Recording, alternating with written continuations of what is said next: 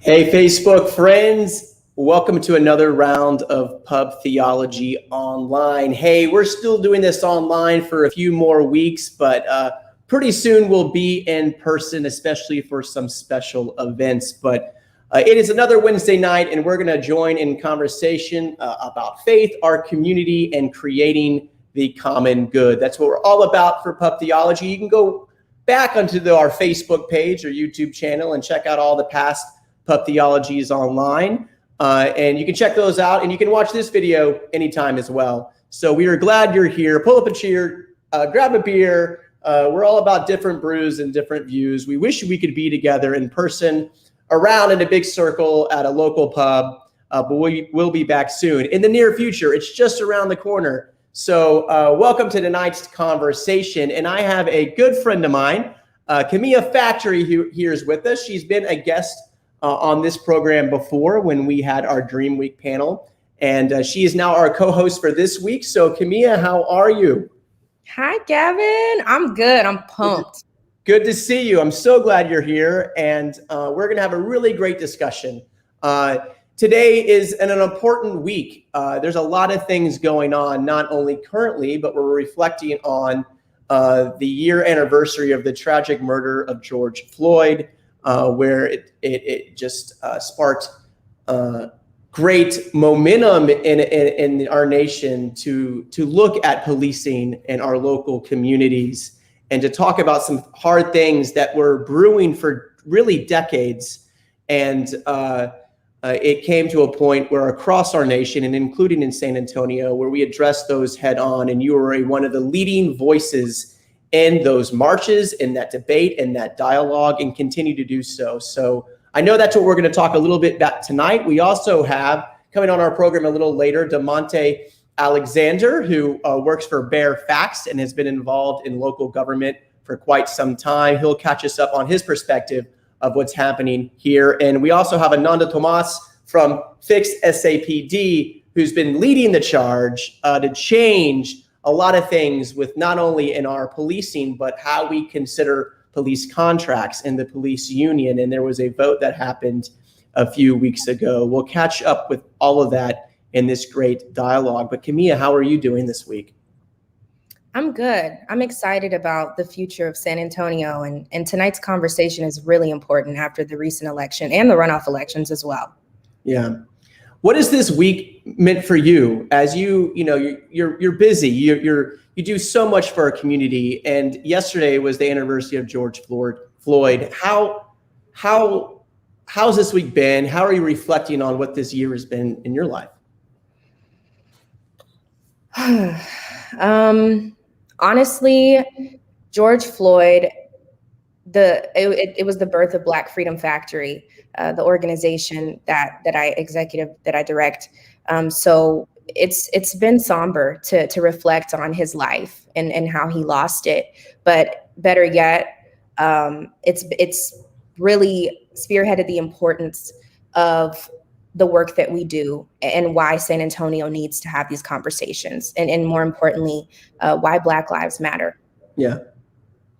Yeah, and I really at Pub Theology, we like to talk about creating the common good. And people a lot of the time say like, hey, Gavin, aren't you supposed to only be interviewing pastors or rabbis or imams? And, I always defend that these conversations are theological because it has to deal, especially this topic, with sacred lives, right? What's more sacred than the lives of people, especially when we lose life and life is taken from us, especially in ways where we can avoid. And so I do think this is a theological conversation, and one that I wish the churches would talk more about.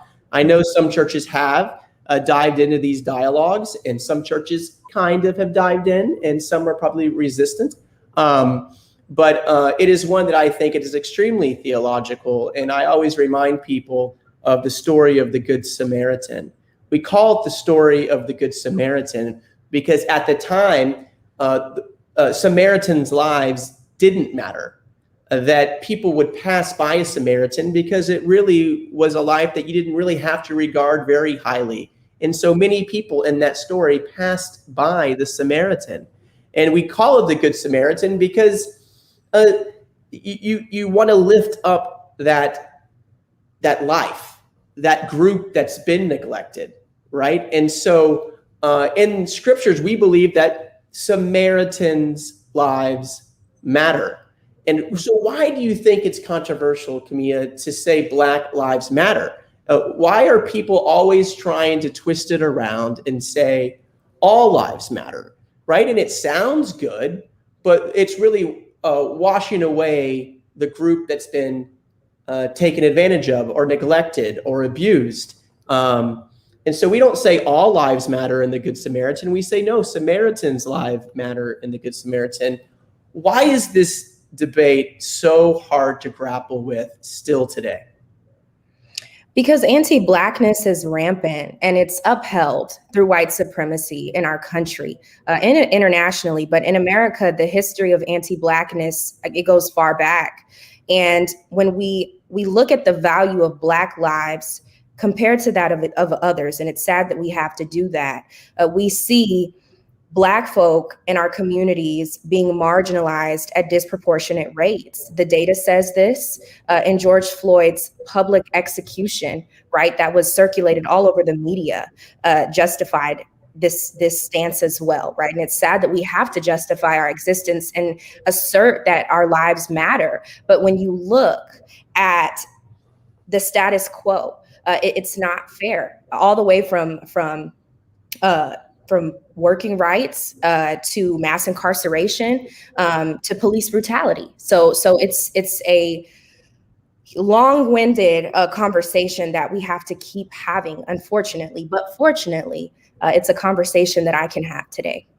Well, good. And we're glad you're here. We're glad you're going to lead this dialogue. It's great to have you as a co-host and bring on some of your good friends and our good friends to talk about this topic and more topics surrounding this issue, and just the continual dialogue and fight that we are going to continue to have with so many people in the community when it comes to policing, not only in San Antonio, but our local communities. If you're watching this from San Antonio, don't worry about too much San Antonio language. This applies to your community as well. So thank you for joining again. And before we continue into the dialogue, I really want to talk a little bit, maybe a few minutes about what you've been working on at Black Freedom Factory. What's coming up? Juneteenth is around the corner. What do you have going on? What can you lift up before we begin our panel? So I'm really excited to announce that Black Freedom Factory is launching a Texas Heat Wave project and initiative.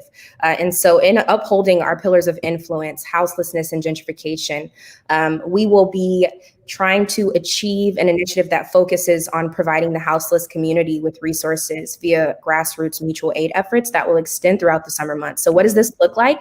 It looks like cooling kits for our houseless neighbors to withstand the horrible temperatures that Texas has to endure during the summer months.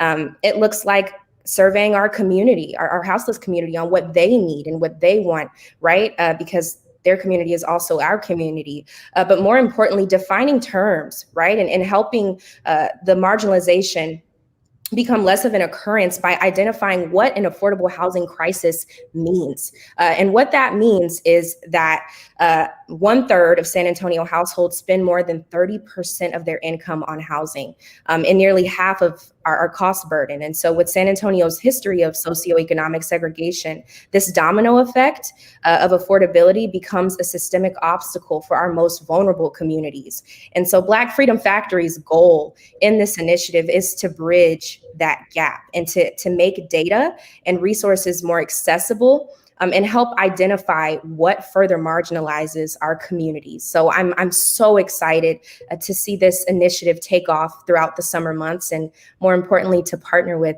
Corazon.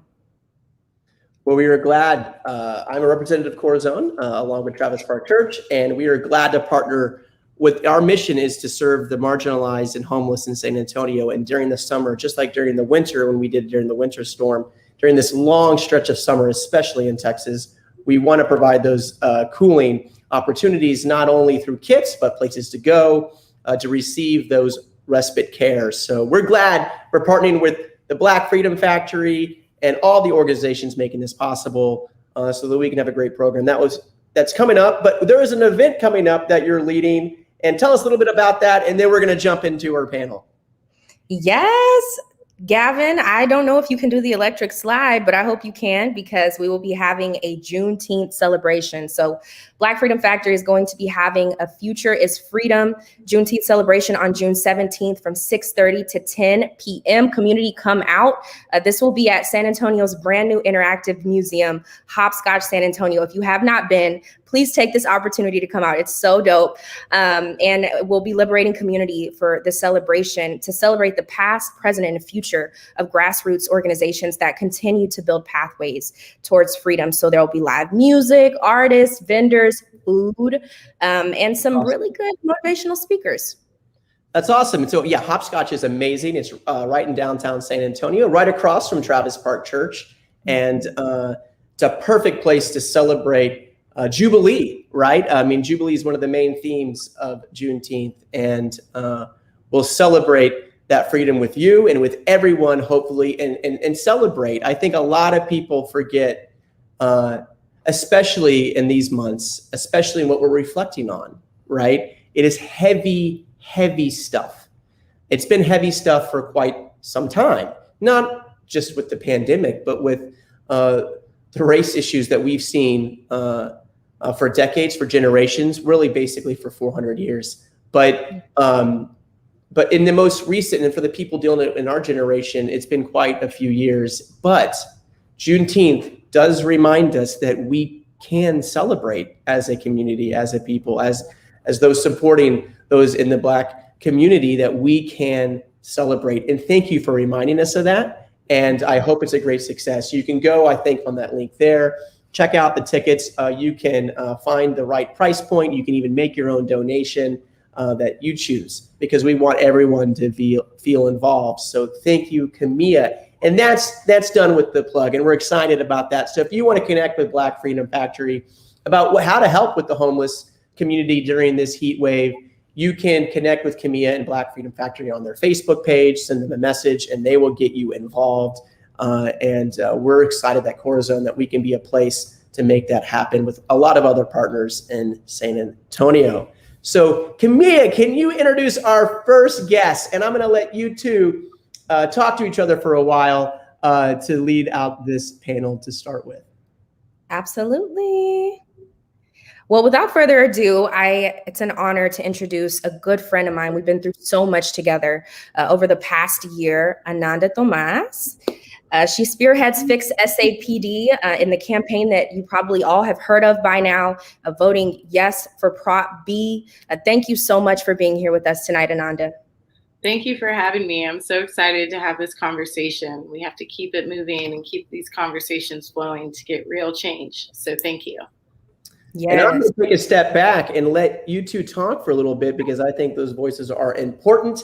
But during this conversation, I might jump back in. If you have a question, if you're listening live and we're going to share this out, please share this to our friends and your Facebook groups. And most people watch this not live, but if you are watching live, please ask a question to these amazing panelists. We'll remind you through things like this. And if you're on our YouTube channel or Facebook page, you can literally type it in the comment. We'll see it. If we read it, we'll post it, and we will get to it. Because normally at the Friendly Spot or wherever we might be, normally at Pub Theology, we're just in conversation with each other. It's much harder online, but please, those who are watching, ask a question, and I promise you we'll get to your important voice as well. So I'm excited about this conversation right now. Kimiya. All righty. So with that being said, before we even get into the nitty gritty of Prop B and everything that has followed, all of your hard work, I want to get started on what inspired the birth of Fix Sapd. I know our organizations were birthed at around the same time. So what lit the fire? Right. So Fix Sapd as well was birthed out of the murder of George Floyd and Breonna Taylor. As we discovered more about Derek Chauvin, the story came out, well, he had so many infractions on his record. Why was he even allowed to still be on the force? And as you look across the country and even in San Antonio, there are more cases of that. Officers that have murdered Black and brown bodies and people and communities that should not have been on the force. They had a history of infractions. And as you dive in further, it's because of our police contracts and our police unions and these loopholes that are there.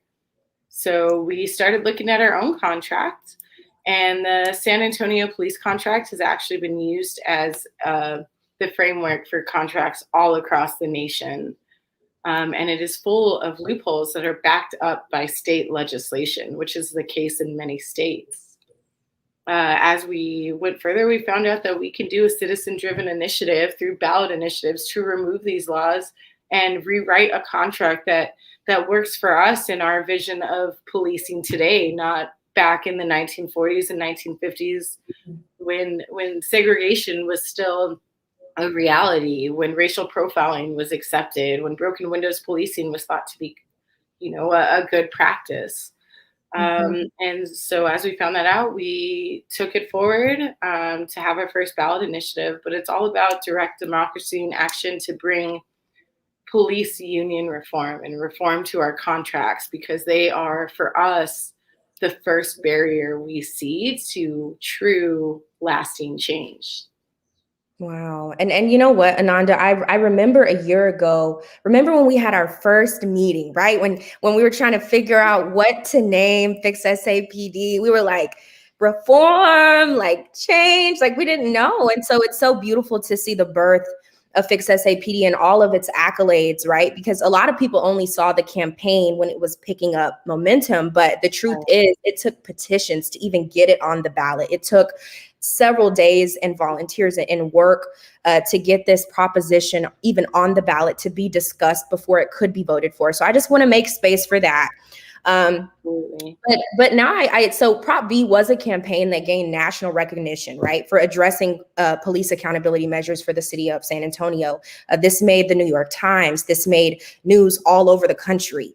And so I think it's important to define for our viewers right now what the goal was of Proposition B, because it got lost in translation throughout its campaign. And I just wanted to clarify that for folks. Absolutely. No, I really appreciate that question. Prop B was only, and will continue our work, it will always be about accountability. It's about taking on the power of our police officer associations in these problematic contracts that across the nation are blocking transparency and accountability and protecting bad officers. These bad officers are just as dangerous for us in the community as they are for officers trying to hold that higher moral ground. And that's all it was about, was this is legislation that is blocking the true change that we need. We have the highest rehire rate for fired officers in the nation, with egregious cases that have also made national attention. If we aren't able to get this change through our state legislature or through contract negotiations, because our police officers association for decades has refused to move on discipline or budge on it, then we need to take matters into our own hands. And that's why it gained national attention, right? Because nothing like this had ever been done before. These laws have always been opted into. They've always just been thought to be there, but nobody took the step to try to opt out. And, a lot of eyes were on San Antonio to see if this change can be done. It definitely can, even if we lost by a small margin. That margin was so close, I can only imagine what can happen in other cities. But, long answer short, it's only about accountability, keeping bad officers off the force, and being able to give us a say in our contract, to be able to always have the pressure that we can vote, be the final vote on a contract if we move to a different system for negotiations. That's huge. That's key. That means we as a community can always say, hey, we're watching you and we're part of these negotiations and you need to listen to us. And that's what it was about. Wow, that's really important. I want to get to one of our listeners. Darius asked, and you're in the middle of this conversation, so I want to respect his voice as well. Darius said, since Prop B didn't pass, how do we move forward? Will we have a similar proposition come forward eventually? So I know you're in the middle of that conversation. Darius, thank you for adding to that voice. Continue asking those questions, and we'll get back to the dialogue. Absolutely. Yeah, that's a great question. The first step right now is that we are still currently in our police contract negotiations. They did pause them for the election. They have added an extension till June 11th, and they will continue to go past that. We're tentatively looking at a June 7th date to start them back up. But we need the community to stay with us on this. We want to make sure we keep informing you on how negotiations are going. We need to keep pressure on our city negotiators, our city council, our city manager, city attorney to not back down on arbitration and what they have brought forth for reform to police discipline. That will be call campaigns, email campaigns. It might be an action outside of the city council chambers or where they're negotiating. We have lots of actions that we are working on organizing. And it's also going to take conversations with our new city council. We're waiting to see what happens with these runoff elections. Hopefully we get champions of police reform in several of these districts. But the first step is making sure that we can get a better contract for now. And then absolutely, we plan to still petition to go after Chapter 143. That is what sets up many of these loopholes and limitations on how to discipline or when you can discipline an officer, how you can investigate misconduct, right? A lot of these loopholes that have allowed officers to come back are still set up in Chapter 143. And we need to petition to put that on the ballot. We can revisit Chapter 174 a year from the elections. So May 2nd, 2022 is the earliest that we can put in our petitions for that. But we know to get the kind of contract we need to and to keep pressure on the San Antonio Police Officers Association, we need to stay active and involved in contract negotiations, as well as go after these two chapters again. So continue to follow us, join our email list, follow us on Instagram, Twitter, Facebook. But we cannot do this without the community. It was all of our voices and actions together that got us to where we are at, and we need to keep that pressure up. This movement does not die here and now. And so what I'm hearing is the work is nowhere near done, and I completely agree. And so with that being said, to save us just a tidbit of time and to honestly air out my frustration, I want to make it really clear that despite the campaign's efforts, misinformation was facilitated about the actual policy that Fix SAPD was enacting. And what that means is that those in opposition to Proposition B were stating that it meant defunding the entire police department, and that was not the goal of Fix SAPD. Fix SAPD was talking about addressing misconduct as it occurred and coming down harsher on penalties of officers that did not abide by the law, like citizens are also upheld, right, to the statutes of the law. So with that being said, can someone back the blue, but also support police accountability initiatives, Prop B, Fix SAPD's future efforts? So is that a possibility for someone to believe in the police department as it exists, but also want to see accountability at the same time? Absolutely. That was one of the things that happened at the polls as I was there. I was talking to folks who were law enforcement or retired law enforcement or had family that were in law enforcement that saw the issue. They still support their family member or support, police in general, but they know that there is a systemic issue that has allowed bad officers to stay on the force, that is tarnishing their name and their coworkers' names, and even officers that are literally harming other police officers. I mean, some of these cases, they're racial slurs and sexual harassment and other harassment against other officers. An officer that is going to escalate a situation unnecessarily and use excessive force is also putting another officer in danger. So it was always about making a better workplace, a safer job for these officers that are doing their duty, as well as protecting our BIPOC communities that frankly suffer at a much higher proportion at the hands of police violence and police brutality than others.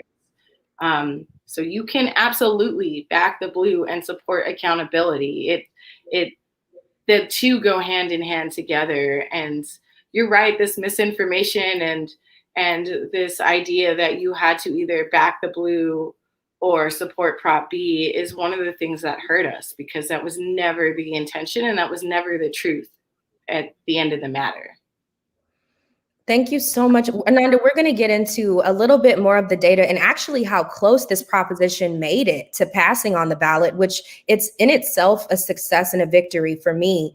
I just want to thank you for your work. And I want to just take a moment to acknowledge our bond that we've created. I mean, we were in the streets with our hands up, sweating all summer last summer, and to just see the growth of you as an organizer and as a person, it means the world to me. So thank you. Thank you so much. I'm excited to continue growing together. Yes. Okay, well, we have more in store for this conversation. Without further ado, I am so excited and honored to bring on a dear friend of ours in this fight as well, DeMonte Alexander of Black Equity PAC. How are you today? Hello, family. Hello. So from St. Thomas, what's up? You see my shirt? I got my island shirt on. So I am so jealous. Greetings from San Antonio. We are so excited to talk to you about, your plethora of knowledge on elections and voting, and why this election, in my opinion, was different from what the city has seen before and what I've seen. I'm from Austin, Texas, and this election floored me. So you mind if we just get into it? Hey, I prefer that. Let's go. Let's get it. All right. So the May 2021 municipal elections drew out the highest numbers of early voting that the city has ever seen. So what does this communicate about the political climate of San Antonio in the recent year, especially following the protests last summer and the murder of George Floyd? I think it disproves this whole myth that young people don't vote, right? I also think it speaks to how angry this community was, spilling not only from just last summer, but just this issue, period. I mean, period with a T at the end. But, we've been dealing with this for a long time. And I think people just really got fed up. And I think the work that you guys did, Ananda, and I'm sure there's more people behind you or standing beside you with Kimiya that really help organize this community and get people out to vote and help them to understand that, yeah, it's all great to get out and protest. And that's part of, that we need that energy out there. But the real power is at the ballot box. And I think that's what this community showed this city this time. And I was proud to see that. What I would hope is that we don't always need something so painful to our community to come out in numbers like that. I wish we can do that all the time, just so we can continue to see progress with progressive policies. I completely agree. And I just want to also bring to light that as these numbers were rolling in, you were live on KSAT, digesting these numbers and watching them. So in a close vote, Proposition B lost by 2.32. So 2.32%, almost 3 percentage points in comparison to opposition to Proposition B. So that's with 48.84% voting for Prop B and 51.16% voting against Prop B. So what do these numbers say about the conversation surrounding police accountability in San Antonio, despite Prop B's defeat? I think, number one, I think it was political terms, data terms, that's a virtual tie, right? I mean, we're splitting hairs here when we're talking about that. It's almost like a draw, but obviously somebody won that. But what I think it says is that this community wants accountability, hands down, period, right? I don't care what the numbers were. People showed up and showed out and said, hey, the accountability is missing and we want to see that regardless of the outcome. And I think when you saw, I forget the president's name, forgive me, if you can help me with that. President Danny Diaz, you saw his face when those first numbers came out. He was shocked. He was in disbelief. He was worried, right? Because he thought that they had this hands down. He didn't realize how close this was. And so I think it's a wake up call for them too, to understand, even though they won this, they're not going and saying, hey, we have a mandate from the city to keep moving. The community told them that they need to change something. they need to take a revisit and relook at what they're doing in terms of their policies. Or this is going to continue to go. Like, this fight doesn't stop at this election, right? And I think they realized that. And I think that's why we saw his face that way, because he understood we're going to have to change something if we going to stay on top of this issue. You know, DeMonte, I have a question for you. Listening, I think I can sometimes get confused by it, and I know our community leaders can get confused. Our community citizens can get confused by it. Is that's the difference between what city council can actually change and then what the police union has already locked down with a contract. And can you explain, in your studying of the data and your studying of how this policy can actually change, can you tell us a little bit, just like layman's term, the difference between changing policy within city council and then changing policy within the union contract? Yeah, I mean, obviously, a lot of this stuff is state, is governed by the state, and so there's some things we can do at the municipal level where the city manager has authority to reallocate some funds, and the chief said himself, there's some things that Sapd really shouldn't be doing. The chief said that out of his own mouth. So if that's the case, all right, let's sit down at the table. Let's talk about what that looks like. Hopefully you got all sides represented at that table, and the chief leading that conversation saying, hey, here's what we can cut. Here's what I feel that we shouldn't be doing. And let's work together as far as where we can reallocate those in terms of health, housing, and human services. I think that's one aspect of it. I don't think we brought the state legislators in this conversation enough, because, obviously there's people saying that, hey, there's some good things in there. And obviously there's some terrible things in there, but why can't we unzip it, right? Perform surgery on it, cut out the cancer, zip it back up and move forward. That would take a lot of support from the state legislators. We didn't see that, or maybe, everything was so charged. And so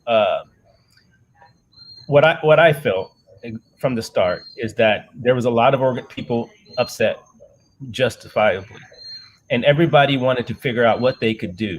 And so we had a lot of different organizations pop up trying to figure it out. Like Fix Sapd started because of that same reason. They didn't even know who the mayor was at that time, or what phone number to call to get started.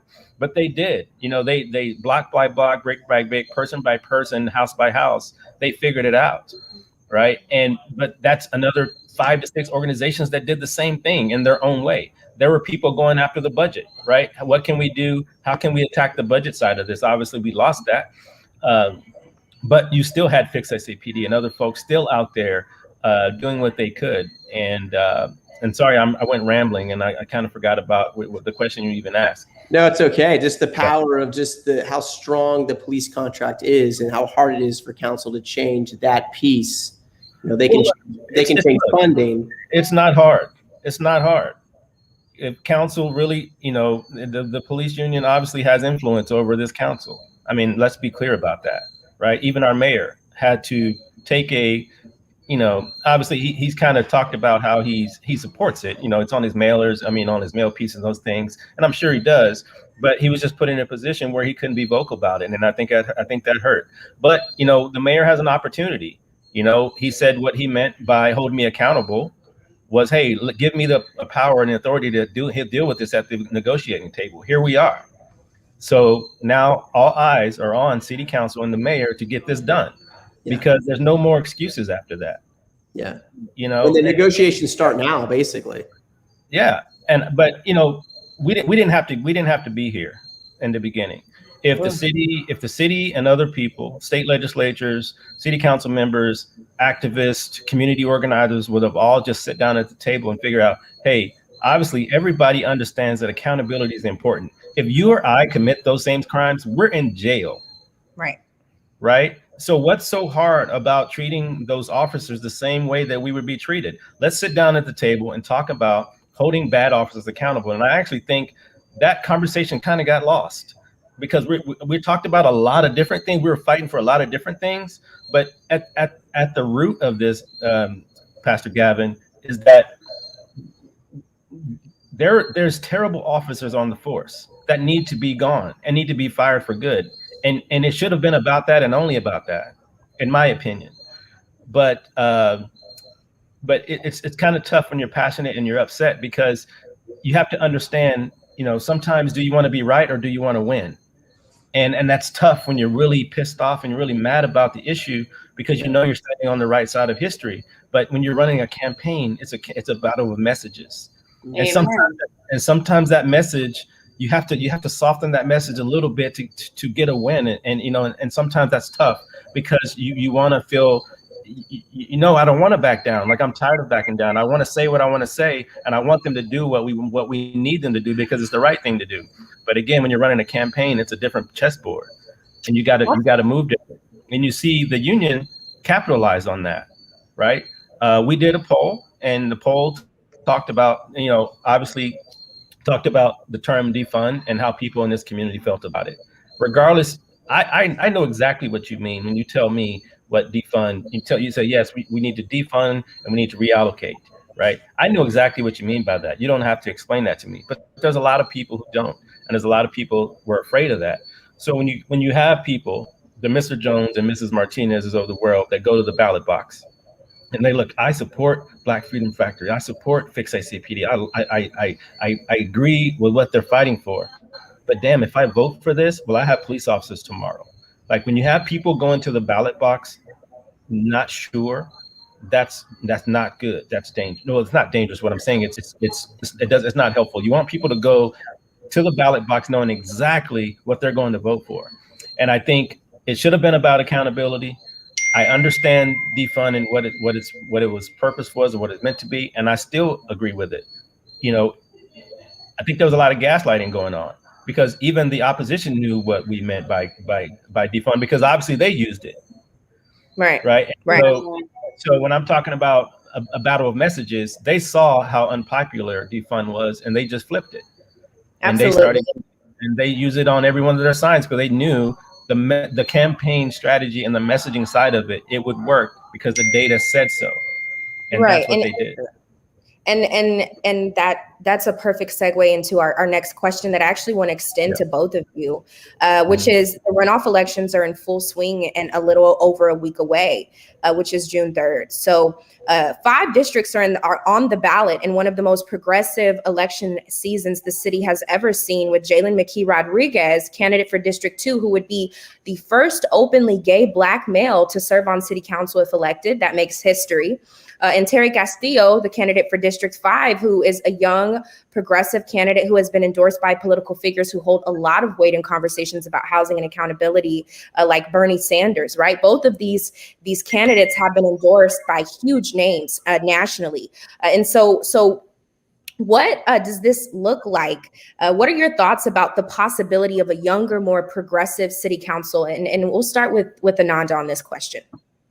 Yes, I mean, I think representation matters. I think it's good to bring in younger, new, fresh ideas because right now the community is calling for change. I mean, you saw it with Proposition B, you've seen it with other recent initiatives. The community is calling for change, and if our current city council cannot give that, because they are influenced by the San Antonio Police Officers Association or whomever, then we absolutely need new leadership. I know with District 2, one of the complaints has been that their city councilwoman has not been accessible, right? And folks need help. We just went through a pandemic. We went through a winter storm. We need strong leadership. We need accountable leadership. We need folks that can stick to their ideals. And that's what folks are asking for right now. And I think that's why these candidates are doing so well and why they've made it to the runoffs. But I look forward to seeing what happens and continuing to work with the city council no matter what happens. But I think folks are calling for change, and we're seeing that in these runoffs right now. And that's really exciting. Yeah, I agree with Ananda on that, but I'm going to add a different perspective on that. When this last city council was elected, we thought we had the most progressive city council, right? We got 5 women, first time 5 women on council. And so I don't want to get caught up into men, women, LGBTQ plus, all those different groups. We need progress, period. We need you to go in there and do your job and get things done, period. And who says, if we have the most progressive council, say we had 10 Jalens on council, at the end of the day, will they be able to get what we need to get done? And sometimes that takes sacrifice. Sometimes you can't go to the table getting 100% of what you want. That's not how negotiation works. That's not, you negotiate from the time you're born up until you're gone. You negotiate with your employer, you negotiate with your friends, you negotiate with your significant other in terms of the things. We got to get out of this zero-sum game. We need bridge builders. We need bridge builders. This is the time for bridge builders. People have to come to the table understanding that they're going to have to give up something in order to move forward. Now, I agree that I'm a progressive myself, right? But I'm also trying to be practical, because I know that to get things done and to make change happen, I have to sit down with people who have different views than I do. And I have to find out, I have to understand where they're coming from, even if I just wholeheartedly disagree with that, and figure out how can we move forward. And sometimes that's unpopular with your own people, right? Because they want you to go for the jugular all day, every day until they give up, right? Just beat them down until they give up, keep pounding the rock type of thing, right?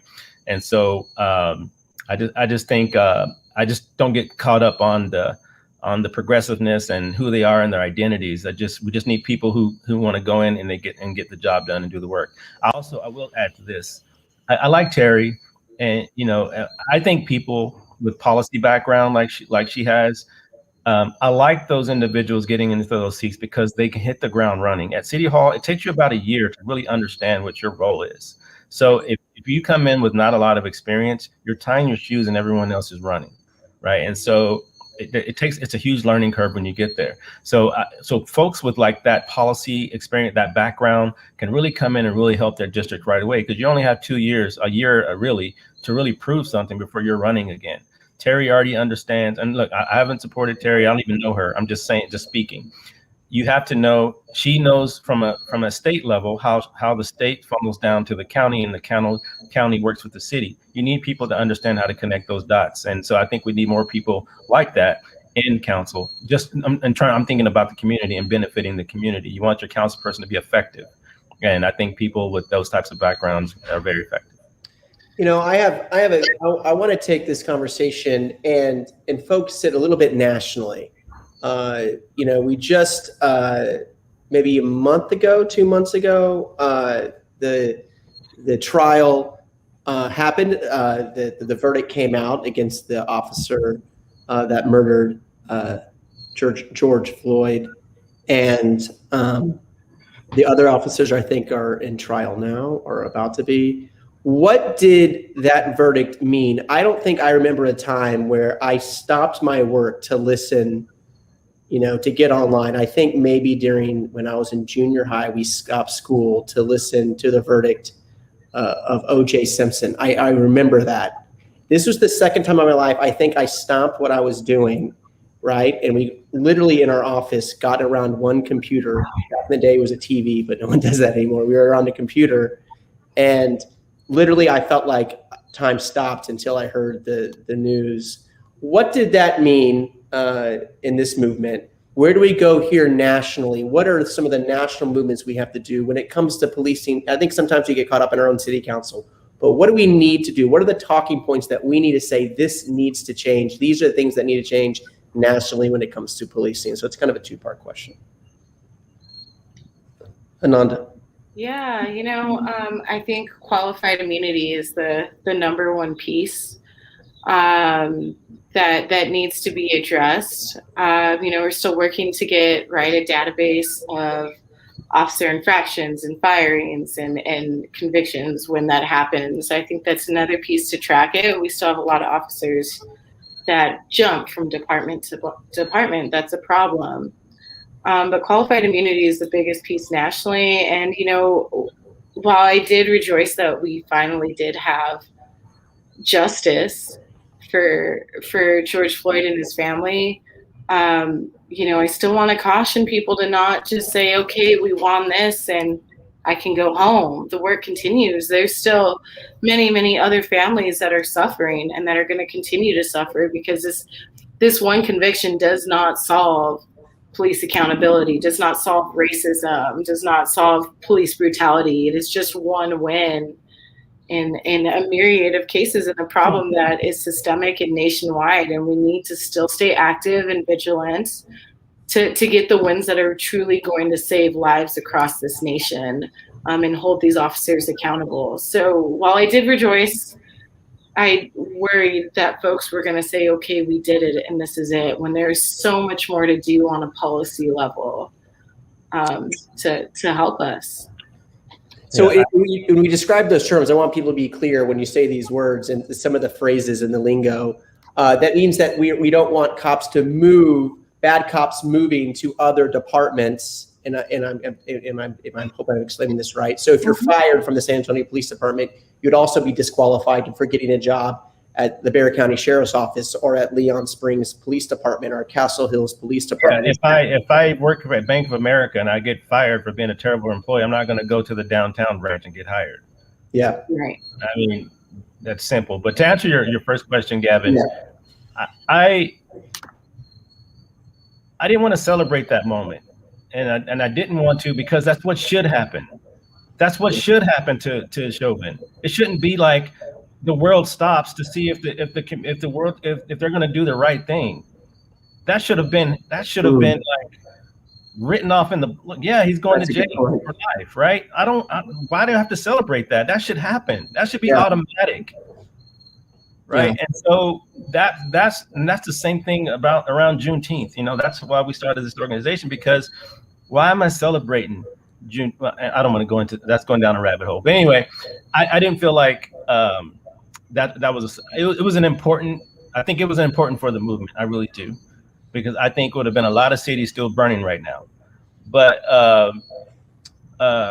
I just didn't feel like that was a moment to celebrate, because I just felt like that should have been just the right thing to do, period, and just keep moving. As far as nationally, I can't even focus on national, because we got our governor in our state that's right now penalizing cities for making their budgets more efficient. Let's just say that, right? And right now, they specifically targeted municipalities over 100,000 people, something like that. Like, come on, we know exactly what that means, right? And so I can't even focus on what's happening nationally, because this is happening right here in my state, let alone right here in my city, right? So and when people ask, when this all happened, DeMonte, what can we do? What can we do? Like, look, I can't save the world and I can't save this country, but I can make a change within my organization. I can make a change in my circles. I can make a change in my church. And so I said, whatever you feel like, wherever spaces you have influence, that's where you go hold people accountable. You make sure that people are not talking crazy to Black and brown people in your communities or in your churches or in your businesses. That's the work. That's what you continue to do. So I think we need to stay hyper-focused, because what we always say is the government that's more closest to you is the one that's more important for you, right? So the decisions that this mayor and the city council makes, you can see, feel, and touch that. So those are the most important to you. And so we need to focus on that. Yeah, and I'm gonna spend the next 2 minutes and give the time back to Kimiya and her wonderful voice. But I do want to comment on, as pastorally, when I feel this tension, and now I'm a white person who probably can't fully understand this. However, I do understand joy versus sorrow. I do understand how we as a community can celebrate things like Jubilee and freedom and loving our community in a community that was marginalized, right?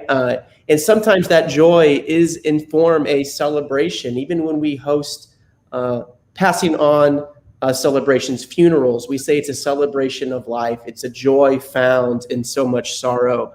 We want to call it a celebration. So I do, again, agree that you don't celebrate when it's just the right thing to do, right? You don't celebrate, you don't mock.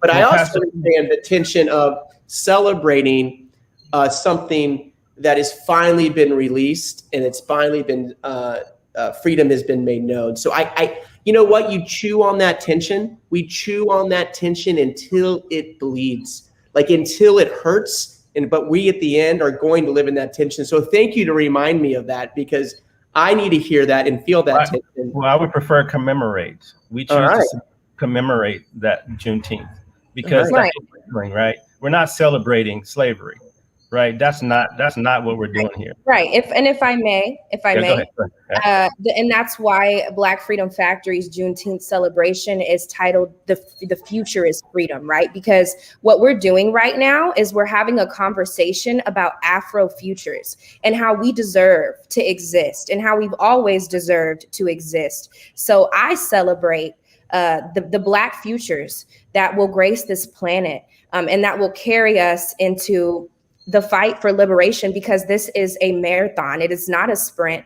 And I'm so happy that we can understand that and that we've carried that torch to be able to share this space and have this conversation today. But with that being said, I would like to move forward into our Q&A conversation with folks joining us, the viewers today. If you have anything that you want to weigh in on or any questions that you want to ask our wonderful guests tonight, now would be the time. Yeah, no, we do have a question. And I'm gonna go to Darius. He did ask the first question, but he has it's a comment, and I want to give him that respect because he would be normally around in our circle. He says this. It was bittersweet because although the officer was found guilty, it does not feel like justice was served. Justice would have been George Floyd being able to go home to his daughter.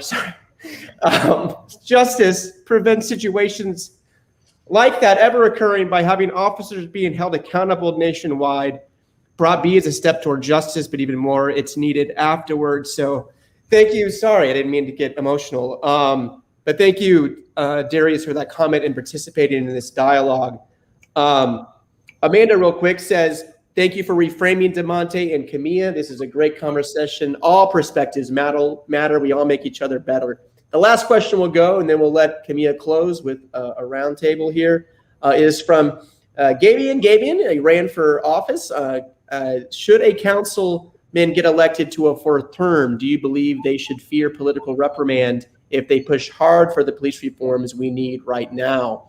Should we count on them to be unafraid on the dais and get them accomplished? Good question. Thank you, Gabian, for always participating in our community. We'll let anyone answer that question. So I will, if the ladies are okay with it, I will go. If not, I'll digress and let you guys go. No, go ahead, DeMonte. Okay. So I always believe that, you're there to serve your community, man. If your community doesn't want you there, they'll vote you out, right? So you need to go in there and stand on your principles. If you believe that Black Lives Matter, you say so. You fight for that. If you believe that houseless lives matter too, and the homeless and the houseless situations that we have, you fight for what you believe in, because at the end of the day, you have to go home with that. And if the people that you're representing don't like that, then okay, they don't want you to serve them, right? So to say whether someone deserves a fourth term and all that or not, that's, I don't think about that. Just keep doing what you think is the right thing to do. And you keep doing that. And people will elect you. If they believe in what you believe in, they'll keep getting elected. Once your constituency doesn't believe that anymore, then you won't be elected. You won't be there representing those folks. But at least you stood up for what you felt was right. And you're not compromising your principles or your values or what you know to believe is right by your community. Right. And I'd like to piggyback off of that. I think that what's important to remember here and with this conversation is there's a difference between compromising when you're working to push whatever ordinance or policy or legislation on the dais, right? There's a difference between compromising with other members that represent other parts of town compared to compromising on your own morals and things that you will not back down on. So if you're pushing police reform, you say, I'm not going to back down, right? Like on arbitration or on no-knock warrants. That's great. But that's a little different than what DeMonte, I feel like, was talking about when it comes to pushing other ordinances or policies, or this is a priority, right, for my district in contract negotiations, but maybe in another district, they want more safe officers or something like that, right? So there's a little bit of difference between backing down on your morals, your moral ground, and compromising with somebody on city council if you're on there to get an agreement that works for the community as a whole. And that's important to remember. But I will also add to that is that at the end of the day, some of these issues have no boundaries. A lot of these issues have no boundaries. They're just they're just the right things to do because we're human beings. It's just the right way to treat people. I don't give a damn if you're in District 10 or District 2. These issues do not have boundaries on them.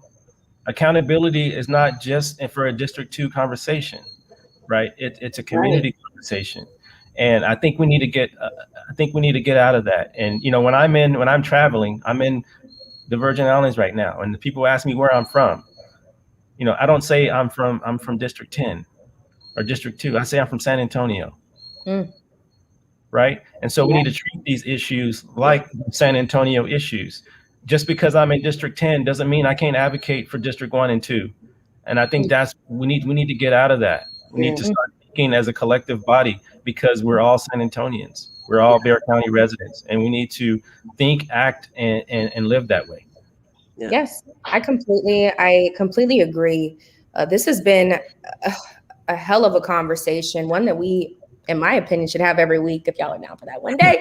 But I certainly have enjoyed this conversation. I do want to speak to a couple of things. One, I will say that representation matters, the intersections of our identities on city council, in our organizations. With that being said, the vulnerability of our identities, being LGBTQ, being Black, being a minority, all of these things matter. And so it's really an honor to be able to share this space and have this conversation with you all. Thank you, DeMonte. Thank you, Ananda, for sharing this space for us. Thank you, Pub Theology, for having this platform for us to be able to be amplified on. I just want to take a second to acknowledge, I didn't get to chime in on the verdict for Derek Chauvin. I do want to say, I want to agree with DeMonte. DeMonte is absolutely right. Our lives are something that should be able to exist. And one thing about that verdict is that George Floyd is not back. George Floyd will not come back to us. And with that being said, so will other several Black lives. So I just wanted to make space for that and pour love and support back into the community. So once again, thank you for joining us on Pub Theology. Please, please, please come celebrate with us. DeMonte, you included, at Black Freedom Factory's a Juneteenth celebration where we will be celebrating Afrofutures and the struggle that our ancestors put in to our being able to stand where we are today. At the Future is Freedom event that will be at Hopscotch Museum, 6:30 to 10 p.m. There's going to be music and dancing and vibing. DeMonte, please come out once again. Ananda, thank you everybody for joining us. And we look forward to more conversations like this. Follow Fix Sapd, continue to stay in touch and in tune with the initiatives that they are pushing. The work is far from over, and tap into Black Freedom Factory's mutual aid initiative for the houseless community this summer. I'm so excited about what's in store. Hey, Kimiya, thank you. Oh, go ahead. Go ahead, Pastor. No, I want to go around. I want to go around to give the last voices. I'm going to go right back to Kimiya, but I'm going to start with you, DeMonte. Well, first and foremost, your last 2-minute thought of the evening. First and foremost, as a older brother of 8 Black women, I want to just thank Ananda and Kimiya for the work that they do. I tell Kimiya all the time how proud I am of her. This community has not had a Kimiya or an Ananda in a long time, and we need you guys. I haven't done anything compared to what they've done. I'm just here in my space trying to do what I can do. I think everybody has a role, but you guys have been out on the forefront, really lighting these torches and getting people to follow you down the path to lead to justice, hopefully. So I just thank you guys for including me in this conversation. And I just thank you so much for the work that you do and the work that you will continue to do. Pastor Gavin, I thank you for understanding your privilege. You've done a good job at that. And I just appreciate you creating this platform and this space for us to talk about this. And you're someone that truly gets it. And I do see you as one of those bridge builders. I always tell people, Black people can't solve these issues alone. We need everybody. We need everybody's hands on the team. We need everybody's hands in the pot making this work. And so I feel like you're one of those advocates, and I appreciate that. Nanda. Yes, I want to thank DeMonte, for all your support, all your analysis, right? Data is still very, very important in all the work that we do. And Kimiya, for your data-driven initiatives and your activism and your voice, and really just like laying truth to power, right? Not afraid to check people and let them know what's up, which is awesome, including those of us in the movement when we need that. Right. Because we do. We're Lord also knows I do. And Pastor Gavin, thank you so much for opening up this space. Just as DeMonte said, recognizing and checking your privilege, but opening up this platform for us. And I also want to thank everybody that's viewing this and the entire San Antonio community. What we did with Prop B was amazing, incredible. The Black and Latino vote turned out incredibly. We pushed out, voters and the situation in this conversation, and we're going to continue the work. And it literally can't be done without each and every one of you that, poured hours and sweat into this work. So thank you so much. Let's keep the fight going. The work never stops. So never can we. Well, thank you. And I'm going to give the last few minutes. I'm going to say a quick prayer, but I don't do this often at Pup Theology. I think I've said a prayer 5 times in over 150 Pup Theologies or something. We're not trying to be creeds or dogma here, but I would, after the prayer, I want Kimiya to hit it home. She is a sister that reminds me when I say things that I'm not supposed to say. I don't say things all the time that are correct. I misunderstand things all the time, but I'm glad I have Kimiya.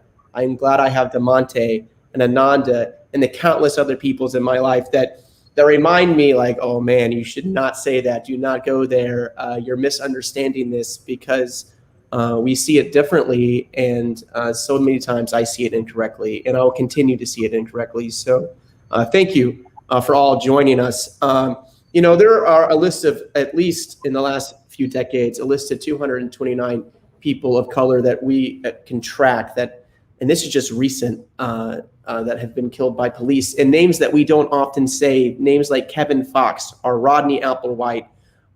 Sometimes we say names like Sandra Bland, and it gets really, again, home to us just a few hundred miles away in Waller County. But there's names like Justin Reed or Dominique Mulkey, our Fred Williams III, our Kurt Reinhold, our Darian Bell, Stephen Smith, and I'm just leading just a few. So we can't say all the names right now, but here is a prayer that I read online from Pray MK, and I'm not taking credit for it, but I thought it was beautiful. It says this: Gracious God, the Spirit who knows and moves, comforts and convicts us, we bring to you all those who are in pain or who are afraid or grieving, and all those who are subject to racism every day. We pray for the family and friends of those who have been subject to violence, those caught up in riots, and those injured during protests. This past year, for many years, we've watched and we hear and we feel the racism all around us. And we pray, may those who are white learn how to listen and to learn from our Black sisters and brothers, or all of our siblings. May we remember that we are all welcome. We need to leave space for those who do not look like us. May we learn that racism is not a problem for Black people to endure, but a problem for all white people to recognize and work against. By God, your Spirit, may our hearts, minds, and eyes be opened. For those who are Black, be protected and defended. May they know healing from the injustice they have experienced. May leaders, lawmakers, businesses, and all those with white privilege or any sort of power across this globe recognize the evil of white supremacy and racism, visible and invisible.